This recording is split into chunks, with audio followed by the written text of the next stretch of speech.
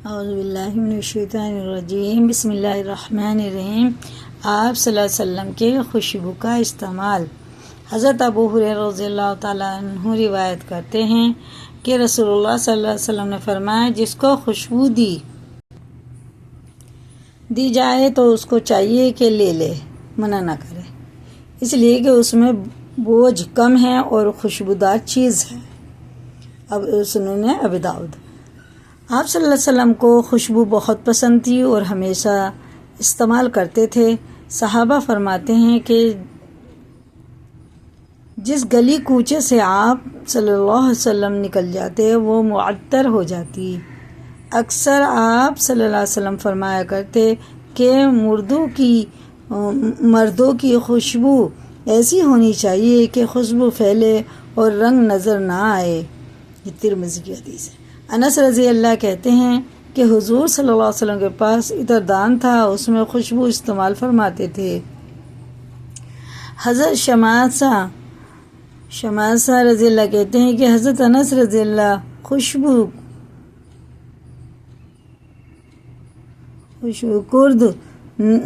کرد نہیں کرتے تھے اور حضور صلی اللہ علیہ وسلم بھی خوشبو کو رد نہیں فرماتے تھے۔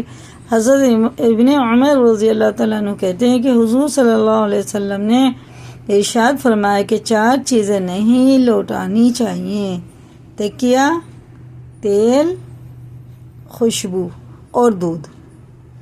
تکیہ، تیل، خوشبو اور دودھ۔ کوئی دے تو لے لو، واپس نہ کرو۔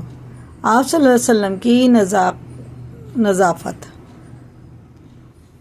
ایک بار ایک شخص گندے کپڑے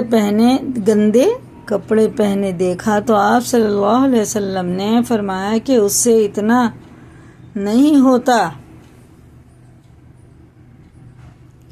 کہ کپڑے دھو لیا کرے۔ ایک بار ایک شخص خراب کپڑے پہنے ہوئے حاضر ہوا تو اس سے آپ صلی اللہ علیہ وسلم نے پوچھا کہ تم کچھ استطاعت رکھتے ہو؟ بولا ہاں۔ تو آپ صلی اللہ علیہ وسلم نے فرمایا، اللہ نے نعمتیں دی ہیں تو اس کا صورت سے بھی اظہار ہونا چاہیے۔ اللہ نے اتنا پیسہ دیا، اچھے کپڑے پہن لیں یا صاف ستھرے پہن لیں اور پھر بھی گندے پہنو پھر رہے ہیں تو یہ تو اللہ کی ناشکری ہوئی نا۔ دکھنا چاہیے کہ اللہ نے ہمیں اتنا دیا، لیکن غریب ہیں اور کچھ بھی نہیں ہے پھر بھی نئے ادھار لے کے کپڑے پہن رہے، قرضہ اپنے سر پہ رکھ رہے، وہ غلط ہے۔ اگر دیا ہے تو اچھا اوڑھو، اچھا پہنو، دوسروں کو بھی دو۔ عرب کے بدو مسجد میں آتے تو دیواروں پر یا سامنے زمین پر تھوک دیتے تھے تو آپ صلی اللہ علیہ وسلم بہت ناپسند فرماتے اور دیواروں پر تھوک کے دھبوں کو خود چھڑی کی نوک سے کھرچ کر صاف کر دیتے۔ ایک بار دیوار پر تھوک کا دھبا دیکھا تو زور سے غصہ ہوئے کہ چہرہ مبارک سرخ ہو گیا۔ یہ دیکھ کر ایک انصاری نے دھبے کو مٹایا اور اس جگہ خوشبو لا کر مل دیا۔ اس پر آپ صلی اللہ علیہ وسلم خوش ہوئے اور اس کی تعریف کی۔ ایک بار آپ صلی اللہ علیہ وسلم نے ایک شخص کے بال بکھرے ہوئے دیکھے تو آپ نے فرمایا،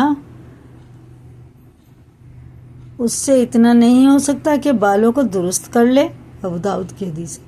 اسی طرح آپ صلی اللہ علیہ وسلم صفائی کے بعد کبھی کبھی مجلس میں کافور سلگا دیتے۔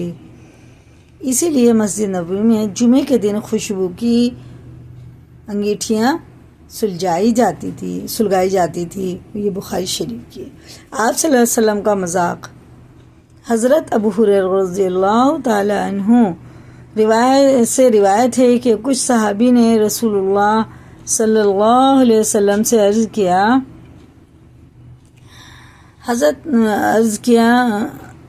یا رسول اللہ، آپ ہم سے مذاق کرتے ہیں؟ آپ صلی اللہ علیہ وسلم فرمایا، میں مذاق میں بھی حق ہی کہتا ہوں۔ ترمذی۔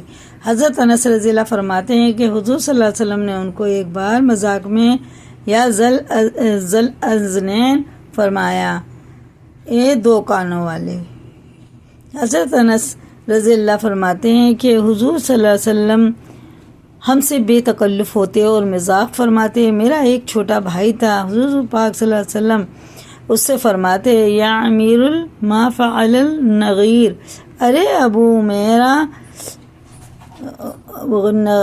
امیر وہ نغیر کہاں چلے گئے؟ نغیر ایک چڑیا کا نام ہے. وہ مر گئی تو یہ رنجیدہ بیٹھے تھے. اس پر آپ صلی اللہ علیہ وسلم نے فرمایا یہ امیر و نغیر. حضرت انس رضی اللہ کہتے ہیں کہ کسی شخص نے حضور صلی اللہ علیہ وسلم سے درخواست کی کہ کوئی سواری کا جانور مجھے عطا فرما دیجیے. آپ صلی اللہ علیہ وسلم فرمایا ایک اونٹنی کا بچہ تم کو دیں گے. سائل نے عرض کیا کہ حضور صلی اللہ علیہ وسلم میں بچہ کیا کروں گا، مجھے تو سواری کے لیے چاہیے. حضور صلی اللہ علیہ وسلم فرمائے کہ ایک اونٹ کسی اونٹنی کا بچہ ہوتا ہے. ترمذی. حضرت انس رضی اللہ تعالیٰ عنہ کہتے ہیں کہ حضور صلی اللہ علیہ وسلم کی خدمت میں ایک بوڑھی عورت حاضر ہوئی اور عرض کیا رسول اللہ صلی اللہ علیہ وسلم دعا فرما دیجئے اللہ تعالیٰ مجھے جنت میں داخل فرما دے.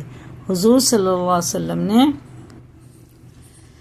فرمایا جنت میں بوڑھی عورت داخل نہیں ہو سکتی. وہ عورت روتی ہوئی لوٹنے لگی تو حضور صلی اللہ علیہ وسلم نے فرمایا اس سے کہہ دو کہ جنت میں بڑھاپے کی حالت میں داخل نہیں ہوگی، بلکہ اللہ تعالیٰ سب اہل جنت عورتوں کو 9 عمر کنواریاں بنا دیں گے.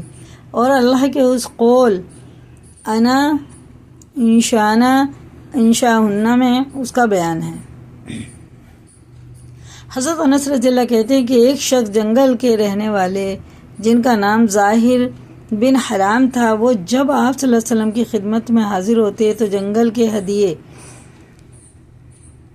سبزی وغیرہ حضور صلی اللہ علیہ وسلم کی خدمت میں پیش کرتے، اور جب وہ مدینہ میں سے واپس جانے کا ارادہ کرتے تو حضور صلی اللہ علیہ وسلم کھانے پینے کا کچھ شہری سامان عطا کرتے. وہ گاؤں سے لاتا تو گاؤں کی جیسی چیزیں لاتا، ساگ سبزی آپ نبی صلی اللہ علیہ وسلم ادھر سے دیتے شہر کی جیسی چیزیں.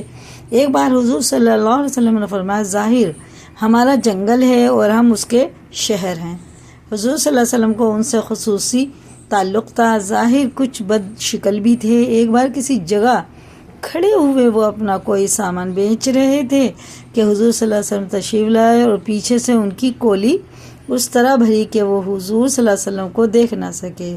سبحان اللہ الحمدللہ اللہ اکبر. انہوں نے کہا ارے کون ہیں، مجھے چھوڑ دو. لیکن کنگھیوں سے دیکھ کر حضور صلی اللہ علیہ وسلم کو پہچان لیا تو اپنی کمر بہت اہتمام سے پیچھے کو کر کے حضور صلی اللہ علیہ وسلم کے سینے مبارک سے لگانے لگے. حضور صلی اللہ علیہ وسلم فرمایا کون شخص ہے جو اس غلام کو خریدے؟ ظاہر نے عرض کیا حضور صلی اللہ علیہ وسلم اگر آپ صلی اللہ علیہ وسلم مجھے بیچ دیں گے تو کھوٹا اور کم قیمت پائیں گے. حضور صلی اللہ علیہ وسلم فرمایا نہیں، اللہ کے نزدیک تم کھوٹے نہیں ہو بلکہ تم بہت قیمتی ہو. ماشاءاللہ. اسے یاد کریں، لائک کریں، دوسروں کو بھی شیئر کریں. اگر نئے چینل پہ سبسکرائب کریں اور کمنٹ میں اپنی رائے بتائیں.